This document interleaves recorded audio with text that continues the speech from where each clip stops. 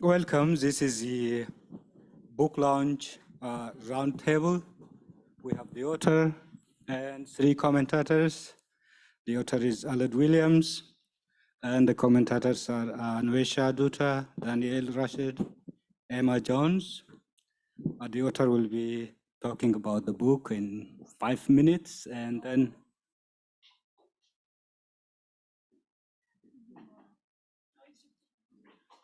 so we can give 10 minutes to the author. Okay. Sorry. 15 minutes to the author. Sorry for that miscommunication. 15 minutes to the author and 5 minutes to the discussants, the commentators. So, Aled, so you will continue.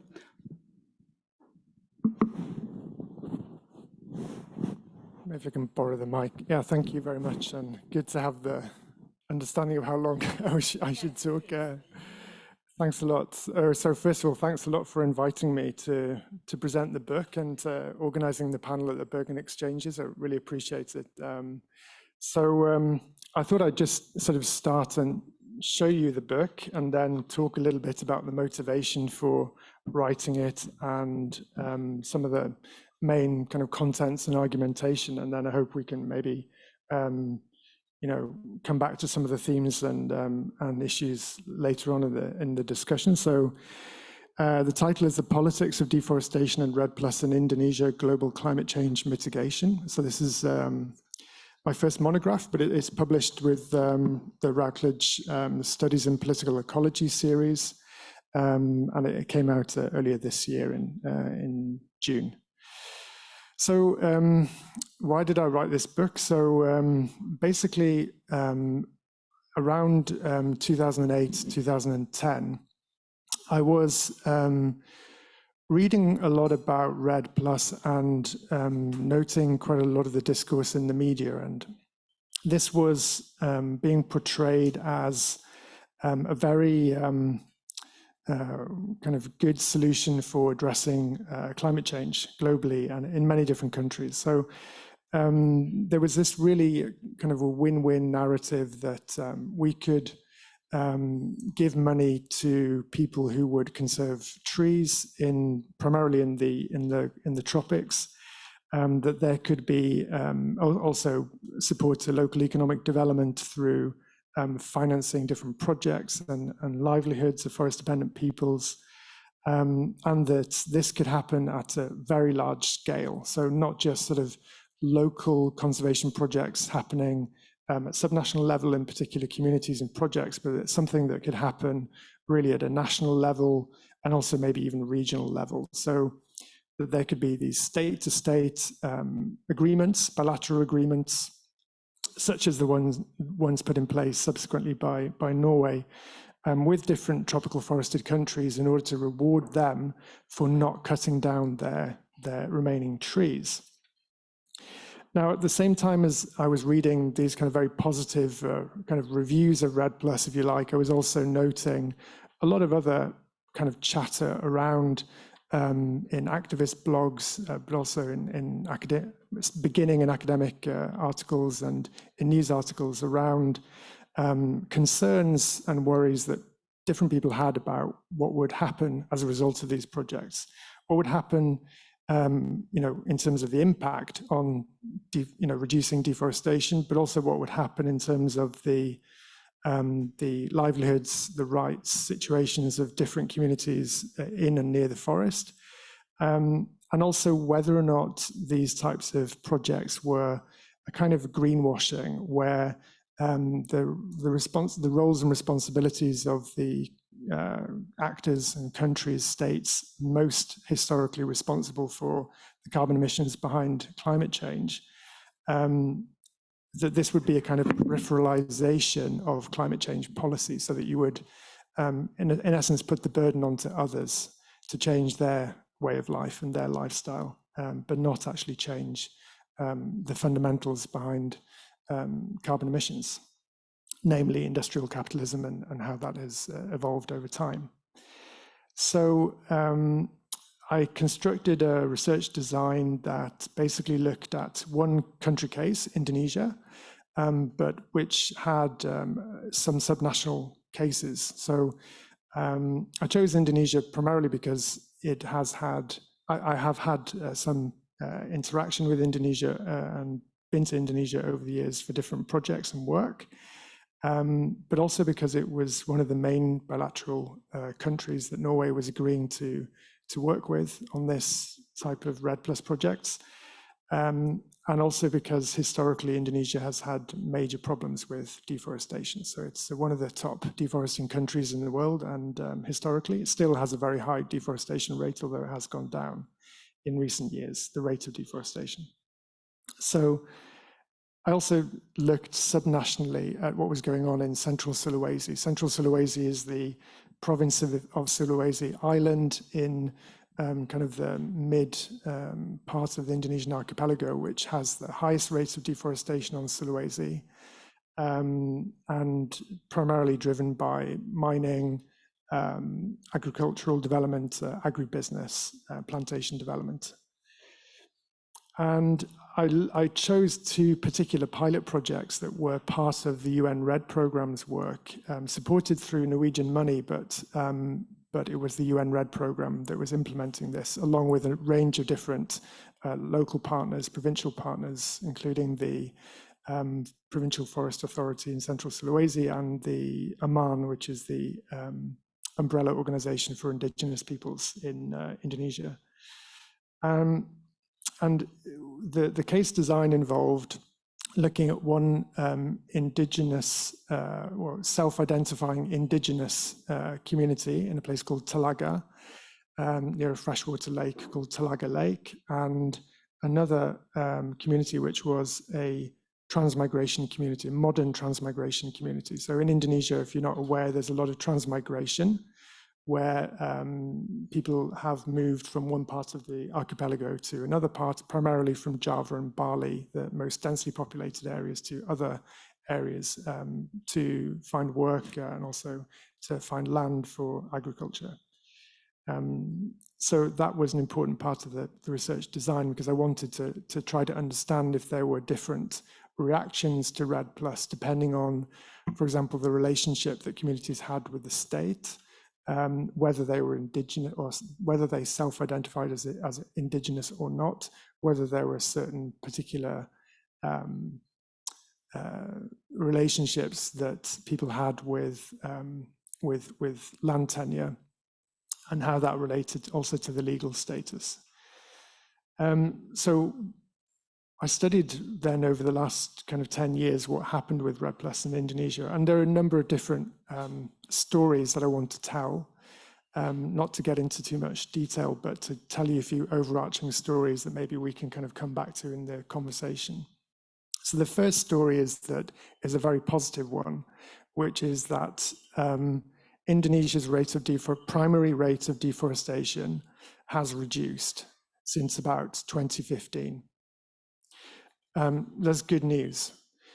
But of course, the reduction still means that Indonesia still has a very high rate of deforestation compared to most countries. So the rate, it still has a high deforestation rate, in other words, but that has come down. Now, what I go into in the book is how much of that is attributable to the support that Indonesia has had and the actions that it's taken through REDD+, particularly the Norwegian support, but also the UN REDD program work. And the answer to that is, I think, well, some of it probably is, but a lot of it probably isn't. So one thing we have to remember with that part of the world is that there has been no strong El Nino since about 2015, 2016. That's coming back now. But no strong El Nino for Indonesia means higher rainfall, wetter conditions, less forest fires, less deforestation. So if anyone from the Norwegian government or anyone else comes to you and says, yes, but look what we've succeeded to do in Indonesia because of the reduction of deforestation, you have to question the attribution there. What is going on? really, and how does it relate to state policies, but also other things were outside of the state's control. The other narrative is around what was discussed somewhat in the previous session around free, prior and informed consent, and it was interesting to hear how that relates also here in Norway. So I studied how the free, prior and informed consent process worked in these two cases in Central Sulawesi. And in both cases, it didn't work very well. It's worked somewhat, but I think that the main takeaway for me was that these well-intentioned policies, or these policies that are meant to preserve certain outcomes and certain rights and certain legalities, of course, it depends on precisely how they're done, who's doing it, and the context in which that's being implemented. So there were, for example, instances of nepotism and favoritism that I came across in how the FPIC was being conducted, which meant that some things were happening that really shouldn't have happened. Also, these processes are not just happening on their own. They're happening in relation to a range of other processes and interventions that are taking place around the same time. One of the big things that needed to happen for Indonesia to engage with REDD+ is that it had to go through a process of forest gazettement. So a lot of the forests hadn't been formally categorized bureaucratically in Indonesia. And that was something that needed to be done before you could support a REDD+ project, right? You needed to have that administrative kind of decision. So the Ministry of Forestry and the provincial forestry departments got involved in doing this. And there are some interviewees basically telling me that this was a nightmare because of a kind of a Pandora's box was opened. It created the possibility of resolution of rights, but at the same time opened the opportunity for the state or private actors or corrupt actors to implement their particular vision of how the boundary should go.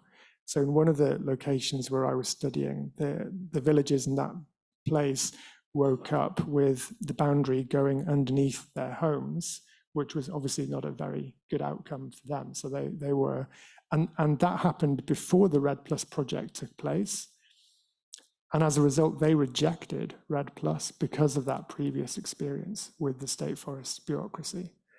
So prior experience with these types of projects, how communities and individuals experience projects and how they meet them matters for how these things are eventually implemented. So maybe I've got a few more minutes left to just say a few words about the implications. 3 minutes. Sorry? 3 minutes. 3 minutes, yeah. So 3 minutes to just talk about maybe the implications and so I think the main takeaway in the book is that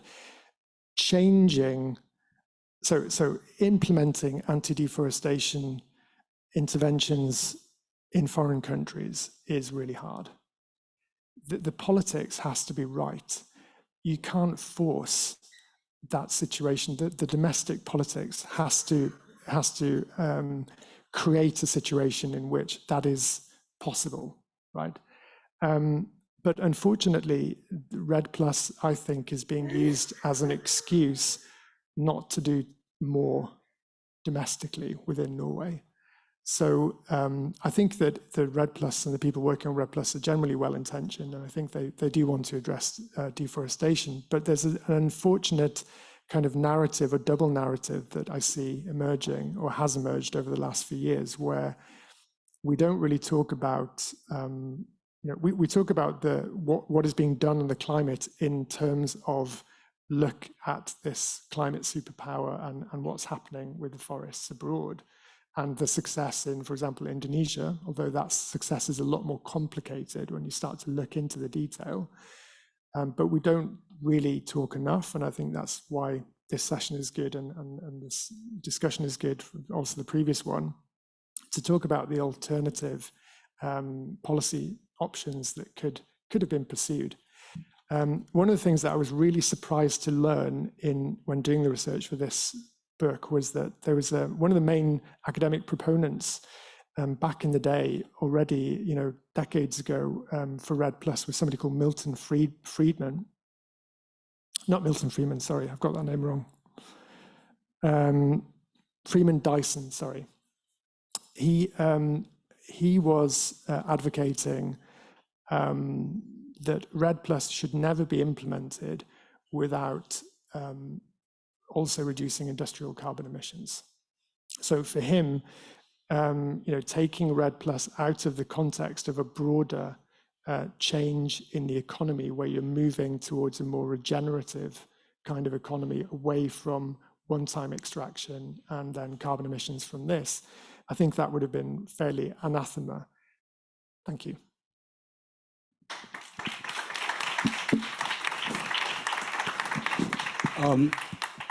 Yes, thank you very much for comprehensively presenting a book within 50 minutes. The next one is Anvesha. So could you start with a brief introduction of where you are from and your reflection? Good afternoon, everyone. I'm Anvesha. I'm a senior researcher at the Kristen Mickelson Institute and also Alet's colleague. And we have, I've had the privilege of working together with Alet. And so, of course, his book's fascinating, and it tries to answer some of these fundamental questions that a lot of us are grappling towards climate change mitigation. And one of the low-hanging fruit is always forests. And that links to how do we do restoration. And one of the goals of Red Plus has also been doing restoration, reducing deforestation. And most of my research has been in the context of South Asia and mainly India. And more recently, what I have started doing is trying to understand how a lot of these be it conservation or forestation or environmental policies are intrinsically linked with the regime type, so authoritarian regimes. And I've been looking at what we talk about autocratic environmentalism. So how do you do environment, how do you protect environment in seemingly populist countries? So in the case of India, we look at Narendra Modi coming from 2014, and how a lot of these projects that are aimed towards forestation are actually linked to development.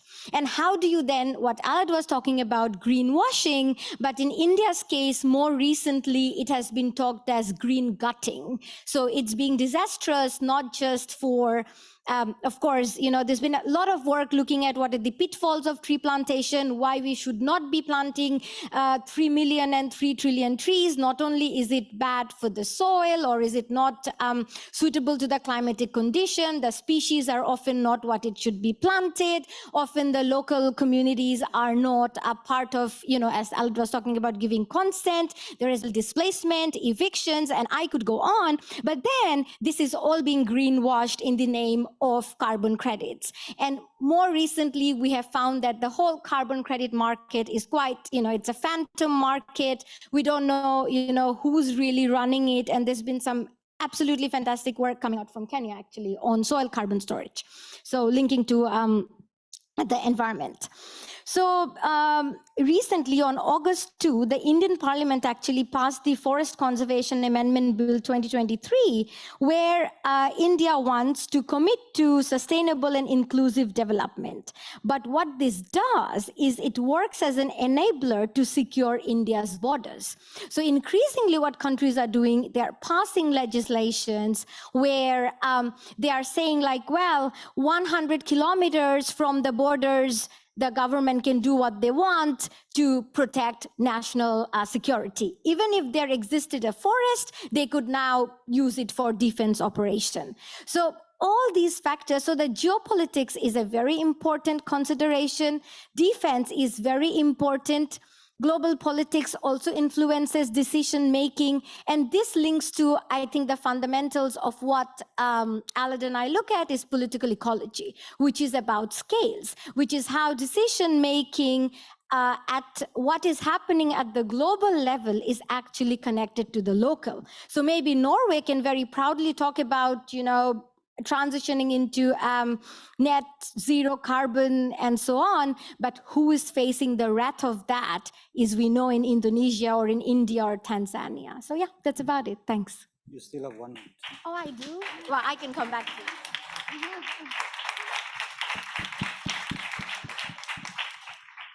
Okay, so the next discussant is Daniel Rashid. Daniel, also if you could start with a brief introduction, but before that, I was told there is additional documents or information on the left side, so feel free to take a look at it. So Daniel, if you could start with a brief description of yourself. Thank you very much. I'm very happy to be here. It's always a pleasure to be at Bergen Exchanges. Well, I just want to say to Aled, I'm looking forward to reading your book. It seems amazing work. But I'm here, I teach at the University of São Paulo at the International Relations Institute. And my field of work is climate change, and I'm looking at the Amazon right now. So I'm going to give a brief talk on Lula's foreign policy today about the environment. So that's what I wanted to talk. And I'm going to be very brief about that because I want to say about the contradictions, not about the positive results, but about the contradictions, which I think it's what we were talking in that last session that we were here, right? So after 4 years of complete destruction with Bolsonaro in Bolsonaro's government to the Amazon forest, well, Lula was elected with the promise to become this global leader, global environmental leader, right? So he wants to reinsert Brazil at the international sphere through the environmental protection, through the protection of the Amazon, right? And last year he said something that was very beautiful, a beautiful speech at COP27 in Egypt. He said Brazil is back and there is no climate security without a protected Amazon. So that was very important. And we've had already some positive news. So we've had some deforestation drop by at least 43% already. And we had a regional summit on the Amazon Treaty just last week. So we had some positive news from Lula here. But I want to say 3 points that I think it's important. The first one would be about oil exploration. So our IBAMA, which is this technical agency responsible to protect the environment, has just denied a request to explore oil near the mouth of the Amazon River.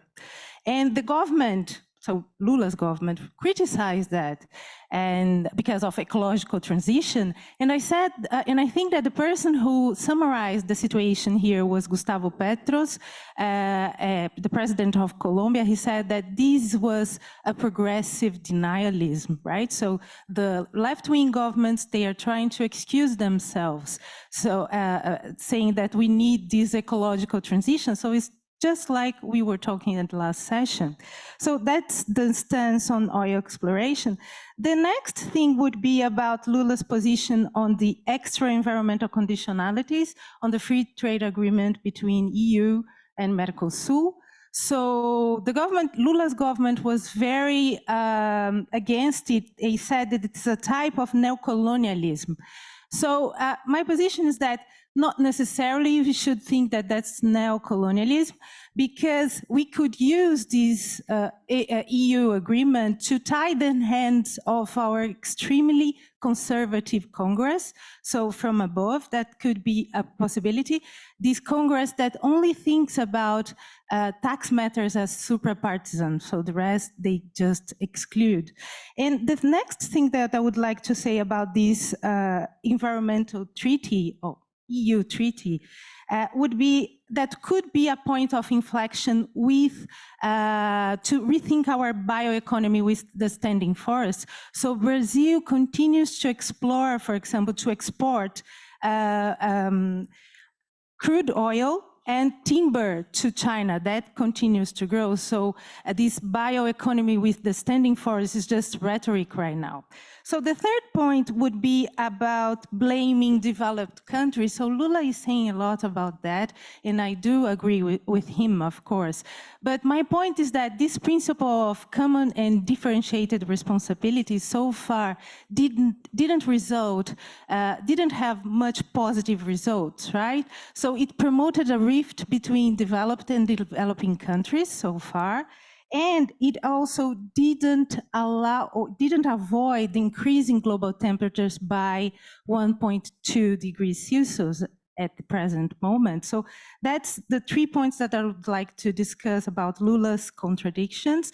And the main public policy of Lula's right now is the zero deforestation by 2030. So my main point here is that we cannot allow this very extremely conservative Congress to ruin that, nor the mindset of our current government that's still quite developmental. So, and I'll finish here. Thank you very much. Thank you, Dr.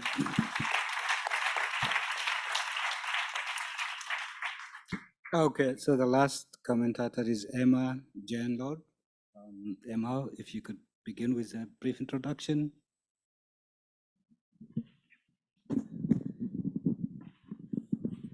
Okay, thank you. Yes, I'm Emma Lord from the Centre for the Study of the Sciences and Humanities in University of Bergen.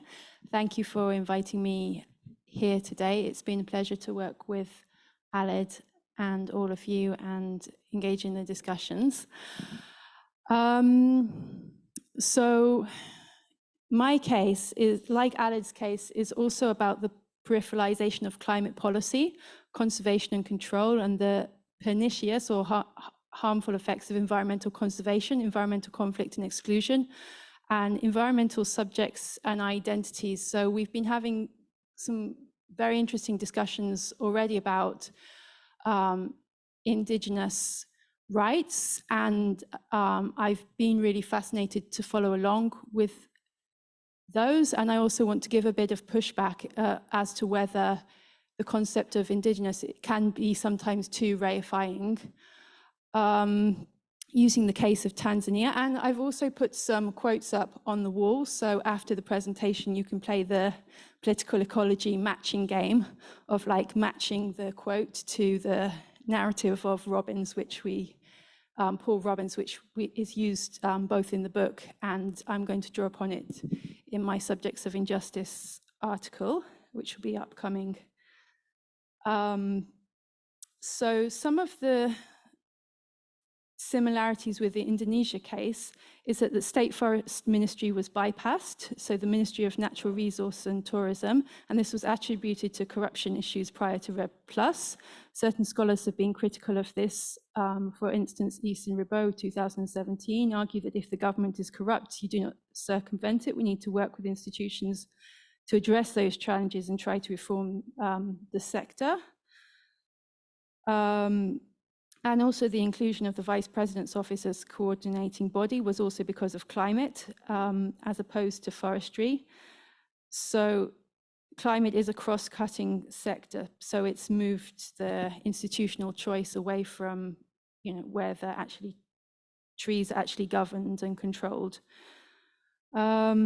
Having said that, my case turned out to be very complex, since the project director also happened to be a member of the Ministry of Natural Resources and Tourism, who took a paid leave to work for the international NGO.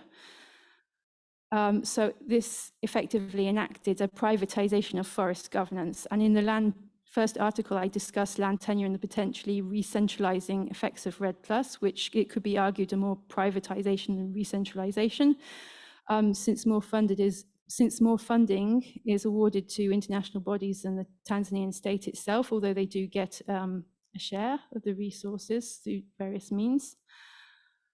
So due to this circumvention of the Ministry of Natural Resources and Tourism, it was a pilot project funding mechanism at the local scale, and pilot schemes are not representative, as argued by James Scott's work from some decades ago because they channel a disproportionate share of resources into a relatively small pilot project area compared to what would be feasibly available in terms of equipment, funds, and personnel. So I'm going to move now to the local scale from the results I have from Kigoma, highlighting some of the narratives that I present in the Subjects of Injustice article. So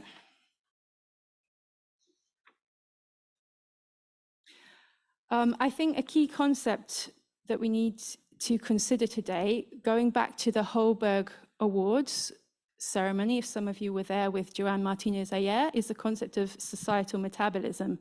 So from Manuel Gonzalez and Toledo, a socio-ecological theory of historical change, grossly defined the concept of societal metabolism as the biophysical analysis of exchanges between society and nature. In other words, it goes beyond the conventional sociological perspective, but distancing from many reductionist approaches. It recognizes that such material exchanges are reciprocally linked to exclusively societal factors. So Tanzania is a country where Nyerere, at the time of independence,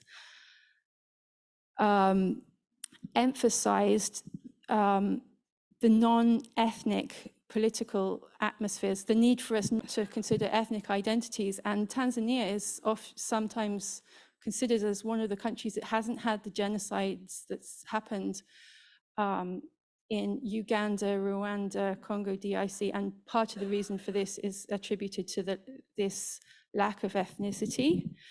And the German colonial practices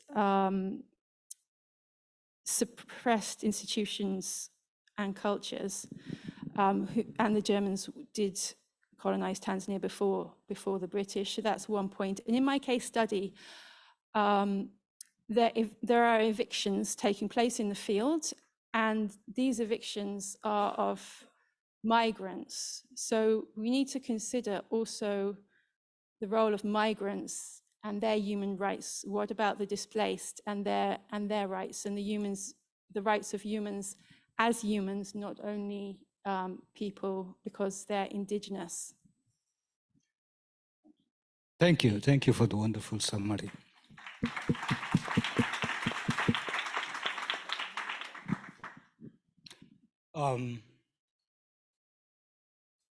We have about 12 minutes, so we can start questions and answers.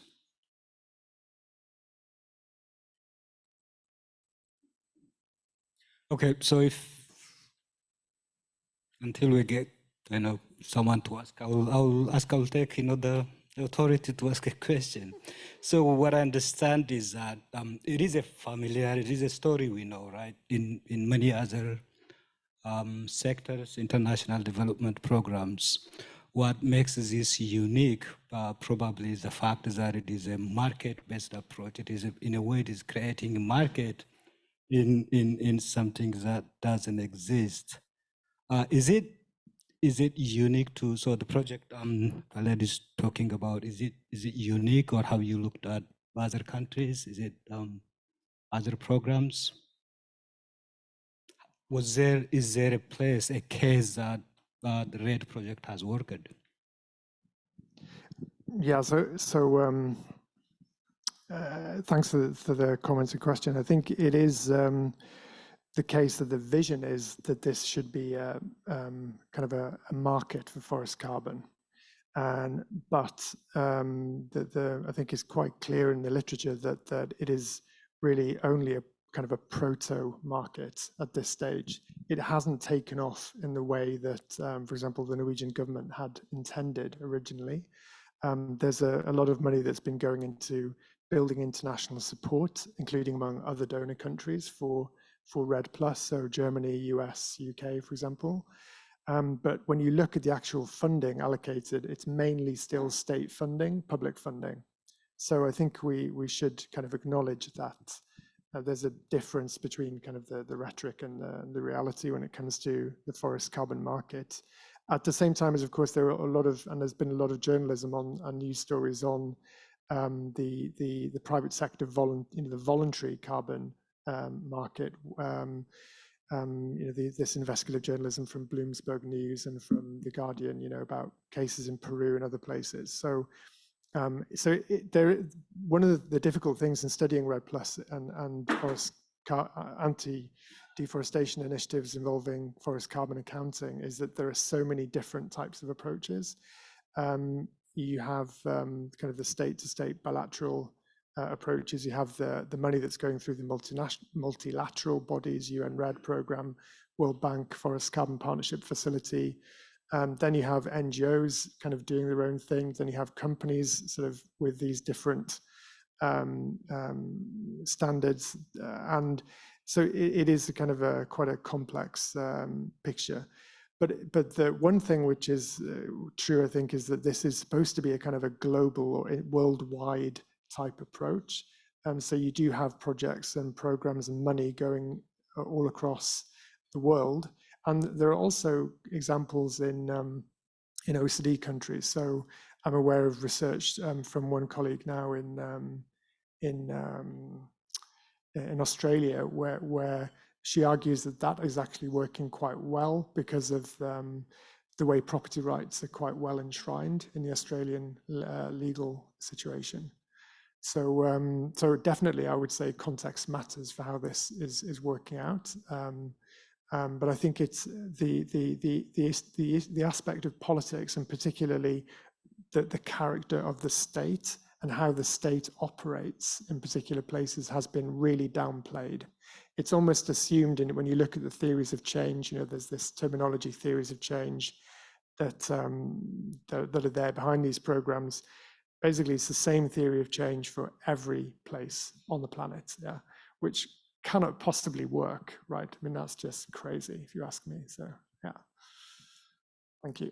Thank you. Thank you. So I have a question to Aled as well. So Aled, you were saying very critical points about the REDD+ scheme, basically, and I was wondering whether you know something about the Amazon Fund as this type of similar kind of scheme as well, because now it's resumed in Brazil, Norway, and Germany started to refund it. So, but we also had some ethical considerations about the Amazon Fund and how effective it was. So maybe you could draw a comparison about that. Yeah, I don't really want to be cautious to say anything about that too much because I haven't studied Brazil, though I had a bit of collaboration with some colleagues there. But one of the things I know is in the Norwegian forest and climate policy discourse, the comparison is between Indonesia and Brazil is often made. And the things which are often mentioned are that, first of all, that Indonesia things were happening in Indonesia when things were stopped under Bolsonaro, with the Amazon Fund, being frozen, and that Indonesia was an example maybe for how things could start up again in Brazil. Yeah, I think that's all I can really say. But yeah. Okay, I have one more question. So I found it very interesting about your point about how this REDD project legitimized a particular policy within Norway here. If you could say more on that. And the other point is about how do we get the book? Do you have a free copy? Can you get it? Where can we find it? I should probably check with my publisher about that. But I think the one thing is that I'm very sorry, but the book is very expensive. But I've made sure that there are copies here in Bergen and in other university libraries around. So that's probably the cheapest way to get it. Also, if you're interested in, just contact me and we can email maybe.